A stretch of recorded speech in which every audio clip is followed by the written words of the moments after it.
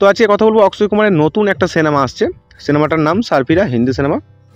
Airline चलाना बड़े लोगों का काम है।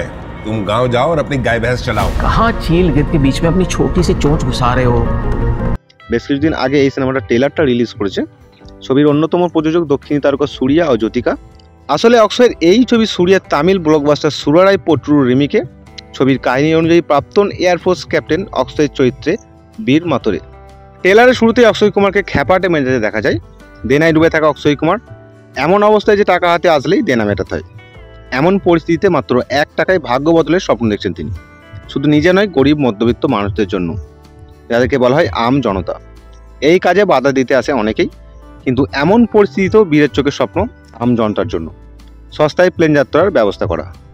সুরারাই পোট্টুর পরিচালক ছিলেন সুধা কঙ্গরা। তামিল তেলুগু সিনেমা জগতে বেশ নাম রয়েছে তার।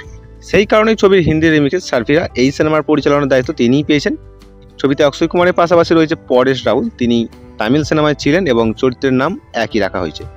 ছবিতে বীরের স্ত্রী চরিত্রে অভিনয় করতে দেখা যাবে রাধিকা মদনকে, আর সীমা বিশ্বাস রয়েছেন বীরের মায়ের ভূমিকায়। সূর্যাকে দেখা যাবে ক্যামিও চরিত্রে, ট্রেলারে তার সামান্য ঝলক দেখা গেছে। উল্লেখযোগ্য, বহুদিন ধরে হিট সিনেমার মুখ দেখতে পাচ্ছেন না অক্ষয় কুমার। এদিকে যখন শাহরুখ খানের জওয়ান পাঠান ব্লকবাস্টার, সেখানে দাঁড়িয়ে অক্ষয়ের ছবি OMG 2 কোনো রকম 100 কোটির ক্লাবে প্রবেশ করেছে এই ছবি।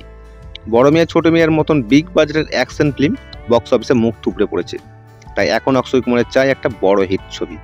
তাই কি তিনি এই সিনেমাটা বেছে নিয়েছেন? এর আগে কিন্তু এই সিনেমাটা বহু মানুষ দেখেছে, এখনো অ্যামাজন প্রাইমে অ্যাভেলেবেল আছে এই সিনেমাটা।